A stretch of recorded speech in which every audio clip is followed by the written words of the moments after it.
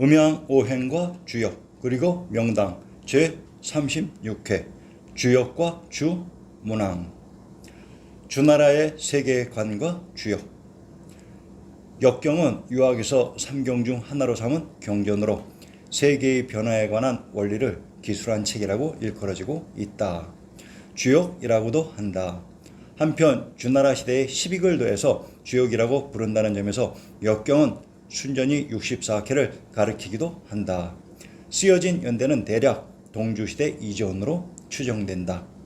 도교에서도 이를 경전으로 삼은 바 있고 또한 역사적으로 동서양 및 여러 분야에서 응용을 위해 이를 참고한 바 있다.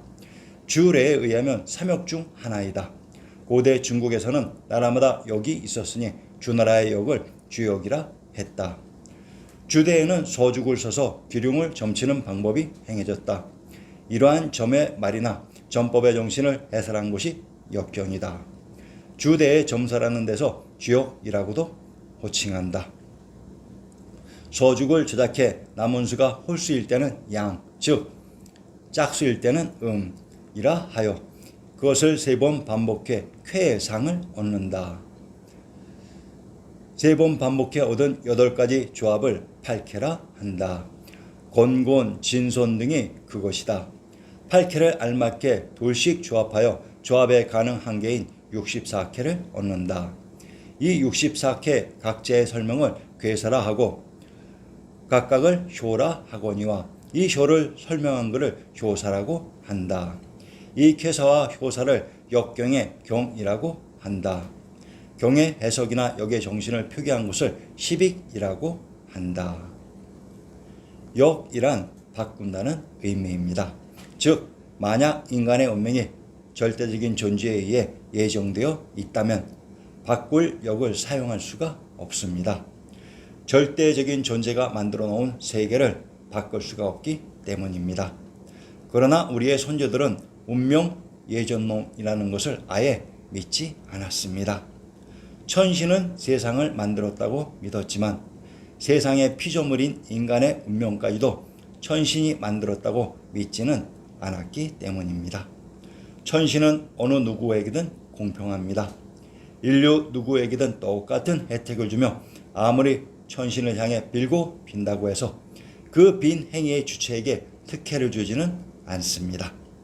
이러한 천신의 대리인으로서의 지도 세력인 천조와 왕부에서 이러한 천을 연구하고 예측해서 인간 세계의 행복을 추구했던 것이 음양오행과 발개 등의 발견이었습니다. 역이라는 것은 얼마든지 자기 자신의 운명을 스스로 바꿀 수 있다는 인간 중심의 인본주의이기 때문입니다. 만약 누구나가 열심히 일을 해서 그 본복, 그 일을 행함으로 해서 받은 노고 또는 복을 예상만큼 받을 수 있다면 우리에게는 미래의 확실성으로 인하여 점을 치는 행위를 할 필요가 없을 것입니다.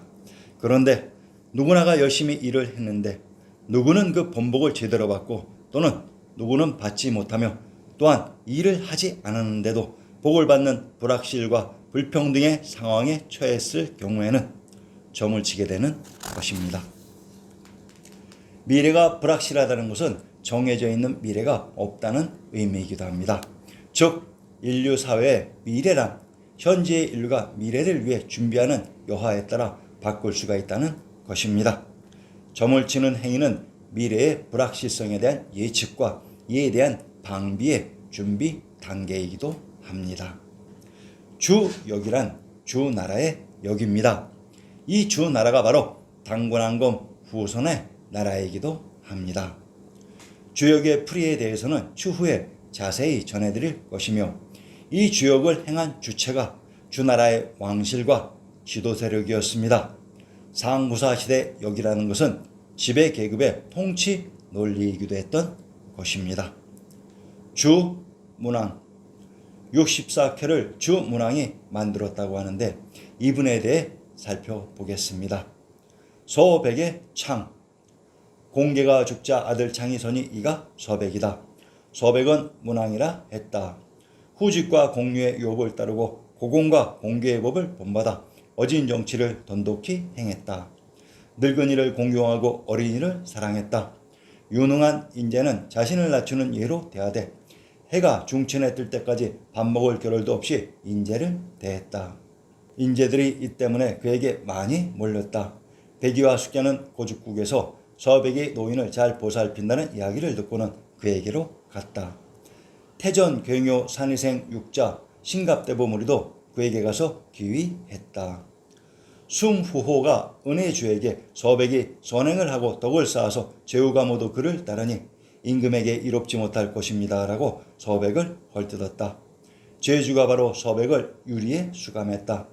경요 등이 걱정이 돼서 유신씨의 미녀 여웅의 얼룩말, 유홍의 4마리 말이 끄는 수레 9대를 다른 기이한 물건들과 함께 은혜 청해받는 비중을 통해 주에게 바쳤다. 주는 크게 기뻐하며 이 물건 하나로도 서백을 석방시키기에 족한데 어찌 이렇게 많을꼬라며 바로 서백을 사면하는 한편 활과 화살 그리고 큰 도끼를 내려 서백이 제후를 정벌할 수 있는 권한을 주면서 서백을 헐뜯는 자는 숭호다라고 말했다. 서백이 낙하 서초 땅을 바치며 주에게 포락이란 형벽을 없애도록 청하니 주가 이를 허락했다. 서백이 음덕을 베풀자 제후가 모두 와서 공정한 판결을 청했다. 이때 우와 예 사람이 해결하지 못하는 송사가 있어 주로 왔다. 경계에 들어서자 밭을 가는 사람은 밭의 경계를 양보하고 인민의 풍속은 모두 나이든 사람에게 양보했다. 우 예 사람이 서백을 보지도 않았는데 부끄러워 서로에게 우리처럼 싸우는 것을 주 사람들은 부끄러워한다. 가서 뭘 하겠는가? 창피만 당할 텐데 라며 되돌아가서 서로 양보하고 떠났다. 제후가 이 이야기를 듣고는 서백이 1000명을 받은 군주인가 보다라고 말했다. 이듬해 견웅을 정벌했고 그 다음 해에는 밀수를 정벌했다.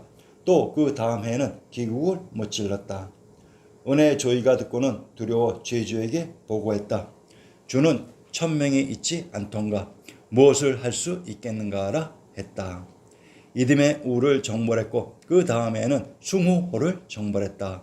그리고 풍읍을 조성하여 기산 아래에서 풍으로 도읍을 옮겼다. 이듬해 서백이 세상을 떠나자 태자발이 즉위했다.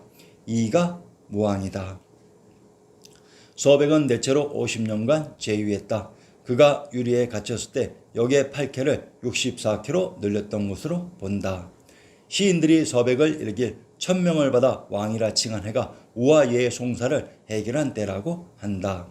그로부터 10년이 지나 세상을 떠나자 시호를 문왕이라 했다.